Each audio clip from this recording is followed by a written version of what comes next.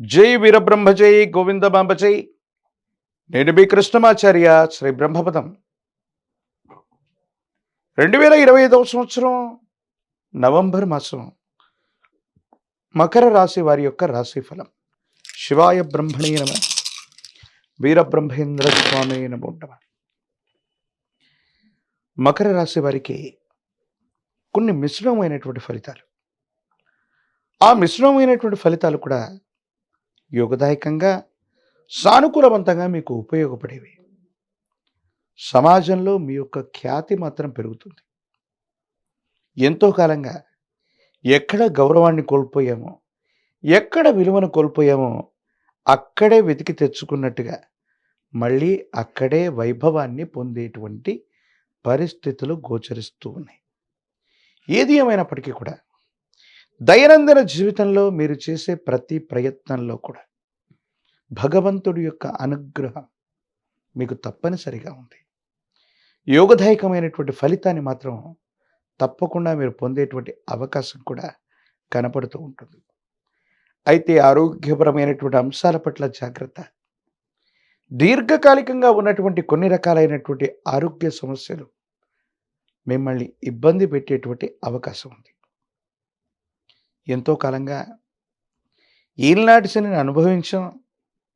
ఏలినాటి శని సంపూర్ణమయ్యి ఇంకా మంచి ఫలితాలు రావట్లేదేమోనన్న ఆందోళన కూడా ఒకవైపుగా మీ మనసులో ఉంటూ ఉంటుంది. ఏది ఏమైనప్పటికీ కూడా గ్రహగతుల కంటే కూడా ఎక్కువగా మీ దైనందిన జీవితం మీద తీవ్రమైనటువంటి నరఘోష, నరదిష్టి, నరపీడలు ప్రధానమైనటువంటి ప్రభావాన్ని చూపెడుతున్నాయి.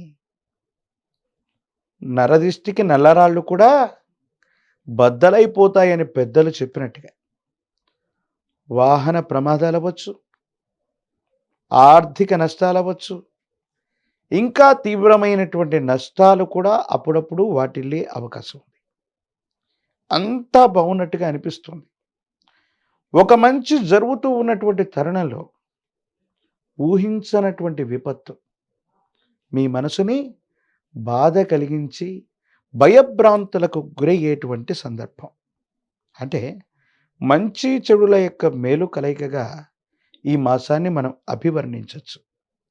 ఒకవైపు మీరు పట్టుదలతో, కృషితో మళ్ళీ పునర్వైభవాన్ని పొందుతూ ఉన్నటువంటి తరుణంలో కొన్ని కుట్రల వల్ల, కొంతమంది వ్యక్తుల యొక్క శత్రువర్గం చేసేటువంటి కొన్ని యొక్క వ్యూహాల వల్ల మీరు చేస్తున్నటువంటి పనుల్లో ఏవైనా లోపాలు కనపడ్డట్టయితే శత్రువర్గం వాటిని అస్త్రాలుగా చేసుకునే అవకాశం ఉంది.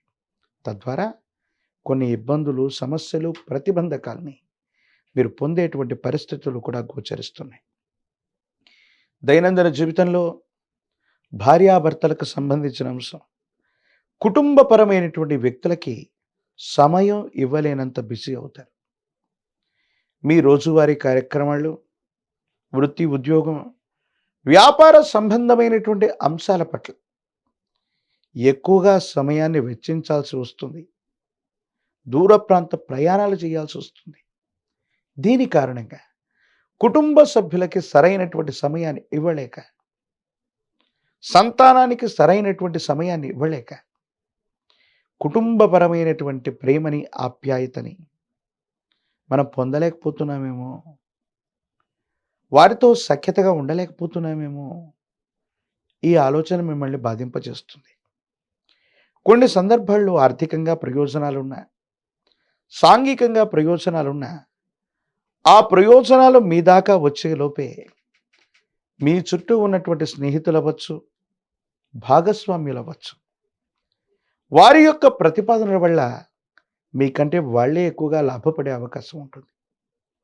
ఎంతో శ్రమపడటం, ఎంతో కష్టపడటం, వ్యయ ప్రయాసలు, భావోద్వేగాలు ఇన్ని చేస్తూ ఉన్నప్పటికీ కూడా చిట్ట చివరికి ప్రశాంతత లేనటువంటి సందర్భంలో సుఖమయమైనటువంటి జీవితాన్ని పొందలేకపోతూ ఉంటారు. దీనికి గల కారణం ఏమిటో అర్థం కాక, ఏమవుతుందో తెలియక ఆందోళన పడేటువంటి అవకాశం ఉంది. ప్రత్యేకించి రక్తపోటుకు సంబంధించిన ఆరోగ్య సమస్యలు అవ్వచ్చు, ఊపిరితిత్తులకు సంబంధించినవి, శ్వాసకోశ సంబంధమైన ఆరోగ్య సమస్యలు ఏవైనా ఇప్పటికే గనక మీకున్నట్టయితే వీటి తీవ్రత పెరుగుతుంది. ఋతువులు మారడం, వాతావరణంలోని పరిస్థితుల మార్పు వల్ల ఊపిరితిత్తులకు సంబంధించిన శ్వాసకోశ సంబంధమైన ఇబ్బందులు మిమ్మల్ని ఇబ్బంది పెట్టేటువంటి అవకాశం కనపడుతుంది. కాబట్టి ఆరోగ్యపరమైనటువంటి అంశాల పట్ల తస్మాత్ జాగ్రత్తగా ఉండటం చెప్పదగిన సూచన. ఇక సంతాన సంబంధమైన అంశాలు, వాళ్ళు గొప్పగా రాణిస్తున్నారు, ఏదో చేస్తున్నారు అనుకున్నటువంటి తరుణంలో మన మీద ఉన్నటువంటి తీవ్రమైనటువంటి నరకోశ నరదిష్టి కుటుంబపరమైనటువంటి వ్యక్తుల మీద కూడా ప్రసరించటం, వారికి కూడా అనుకూలత ఏర్పడకపోవటం, ప్రతిబంధకాలు ఏర్పడటం, ఇబ్బందులు కలుగుతూ ఉన్నటువంటి కారణంగా కొన్ని సమస్యల్ని మనం పొందేటువంటి అవకాశం కనపడుతుంది. పరమ ప్రశస్తవంతమైన కార్తీక మాసంలో మనం ఉన్నాం. శివకేశవులకి భేదం లేనటువంటిది, ఏ దేవతా స్వరూపానికి కూడా భేదం లేనటువంటి మాసం.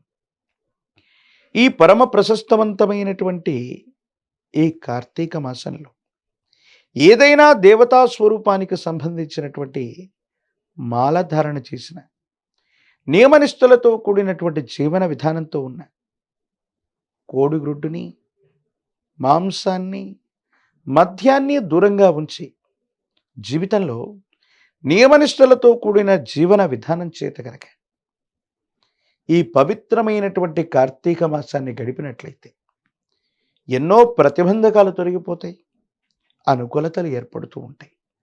ప్రాచీనమైనటువంటి శివాలయ ప్రాంగణంలో మహన్యాసపూర్వక ఏకాదశ రుద్రాభిషేకాన్ని చేయించండి.